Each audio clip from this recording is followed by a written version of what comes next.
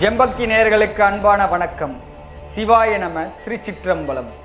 தெளிவு குருவின் திருமேனி காண்டல், தெளிவு குருவின் திருநாமம் செப்பல், தெளிவு குருவின் திருவார்த்தை கேட்டல், தெளிவு குருவுரு சிந்தித்தல் தான். இன்று நாம் பார்க்க உள்ளது தென் கைலாயம் என்று போற்றப்படும் வெள்ளியங்கிரி மலை. கோயம்புத்தூரில் இருந்து 40 கிலோமீட்டர் தொலைவில் உள்ள பூண்டி என்னும் ஊரில் இம்மலை உள்ளது. இம்மலை 6000 அடி உயரமுள்ள மேற்கு தொடர்ச்சி மலையின் ஒரு பகுதியாகும். இறைவன் இங்கு 7வது மலையின் உச்சியில் அமைதியின் கோலமாக அருள்பாலிக்கின்றார். மேகங்களை கடந்து சென்று இறைவனை தரிசிப்பது இம்மலையின் பெரும் சிறப்பாகும். 7 மலைகளும் மனித உடலில் உள்ள 7 ஆதார சக்கரங்களையும் குறிப்பிடுகின்றது. 7 மலைகளை பற்றி காண்போம். முதல் மலை செங்குத்தான பாதை கொண்டது. ஏறுவதற்கு சற்று சிரமமாக இருக்கும். முதல் மலையை தாண்டி வருபவர்களை வரவேற்க விநாயக பெருமான் காத்திருக்கின்றார். 2வது மலை விநாயக பெருமானை கடந்து ஏற இம்மலை சற்று உற்சாகமாக இருக்கும். வழுக்கு பாறை வந்த உடனேயே 2வது மலை முடிந்துவிடும். 3வது மலை ஒரு சுனையோடு துவங்குகிறது. இதற்கு கைதட்டி சுனை என்று பெயர். இந்த சுனையின் நீர் தீர்த்தம் போல் இருக்கும். மழை நீரை மிஞ்சும் அளவு சுவை நிறைந்து இருக்கும். பாம்பாட்டி சித்தரின் குகையையும் நாம் அங்கு காணலாம். 3வது மலை முடிவடையும் தருவாயில் இன்னொரு சுனையும் இருக்கும். அந்த சுனைக்கு பாம்பாட்டி சுனை என்றும் பெயர். 4வது மலை. இம்மலை சம தலமாகவும் இருப்பதால் நடந்து செல்ல எளிதாகவும் 3 மலைகள் ஏறிய களைப்பு தீரும் வகையில் அமைந்திருக்கும்.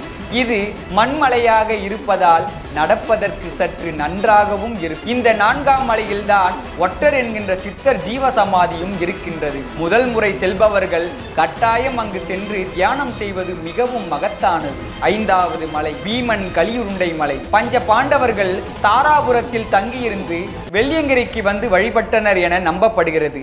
எனவே பீமன் கலியுருண்டை மலை எனவும் அர்ஜுனன் தவம் செய்த இடமாகவும் கருதப்படுகிறது. 5ஆம் மலையில் 6ஆம் மலையும் ஏற்ற இறக்கம் நிரம்பியதாய் ஒன்றோடொன்று நெருக்கமாய் அமைந்திருக்கும். இந்த 2 மலைகளுக்கு நடுவில் சேத்திழை குகை உள்ளது. இந்த குகையில் ஒரே நேரத்தில் 50 நபர்களுக்கும் மேலாக அங்கு தங்க முடியும். மழைக்கும் வெயிலுக்கும் ஒதுங்க ஏற்ற இடமாக உள்ளது. 6வது மலை. இம்மலை திருநீறு மலை எனவும் போற்றப்படுகிறது. இம்மலை திருநீறு தன்மையும் வெள்ளை நிறமும் கொண்டதாகும். இம்மலை கீழ்நோக்கி இறங்கும் வகையில் இருக்கும். இங்கே பாயக்கூடிய சுனை ஆண்டி சுனை. இது நீலியாற்றில் சேர்கிறது. இங்கே குளிப்பது மறக்க முடியாத சுகமான அனுபவமாகும். பாவங்களை தீர்க்கும் தீர்த்தமாகவும் பக்தர்களுக்கு பெரும் வாய்ப்பாகவும் இருக்கிறது. இவ்வாற்றில் குளிக்கும் போது மலை ஏறிய அனைத்து களைப்புகளும் நீங்கி மனம் அமைதி பெறும். இம்மலையின் திருநீரை அனைவரும் வீட்டுக்கு எடுத்து செல்வது மிகவும் சிறப்பாகும். 7வது மலை. இம்மலைக்கு சுவாமி முடிமலை என்று பெயர் கொண்டது. 7வது மலை மேல் ஏறுவது முதல் மலையில் ஏறிய போது இருந்த அதே அளவு சிரமமும் சவாலுமானது. இறைவன் அருளால் முழுமையாக ஏறி முடித்து கருணை செய்யும் நம் வெள்ளியங்கிரி ஆண்டவரை பார்த்த நொடியில் உடல் தளர்வுகள் அனைத்தும் நீங்கி மகிழ்ச்சி பொங்கும். இறங்குவதற்கும் பலமும் தன்னம்பிக்கையும் மீண்டும் பிறக்கும். இங்குள்ள இறைவன் நமக்கு தரும் மாற்றங்கள் நிலையான வளர்ச்சியும் நேர்மையான சிந்தனையும் வளரும். தனிமை உணர்வு இல்லாமல் குடும்பத்தினர் மற்றும் சமூகத்தில் உள்ள பிறரோடு தன்னை அடையாளப்படுத்திக் கொள்ளும் தன்மை வளரும். தன்னம்பிக்கை அதிகரிக்கும். தன் மதிப்பு வளரும். நல் குணநலன்கள் வளரும். உடல் மன ஆற்றல்கள் வளரும். பிரபஞ்சத்தோடு பிணைப்பை ஏற்படுத்தும். வாழ்க்கையை நேர்மையாய் அனுபவிக்கவும் ரசிக்கவும் வைக்கும். நம் இடம் இருக்கும் வளங்களை போற்றவும் மனநிறைவு அடையவும் செய்யும். பாவங்களை தீர்த்து பரன் அடையும் வழி கிட்டும். வெள்ளியங்கிரி செல்வோர் வீண் பேச்சு நிறுத்தி விண்ணோர் தொழும் ஈசனை மனதில் எண்ணிக்கொண்டு செல்லுங்கள். பயணம் முடிந்த பின்பு வாய்ப்புள்ள அன்பர்கள் மேலை சிதம்பரம் என்னும் பேரூர் பட்டீஸ்வரம் சென்று வரலாம்.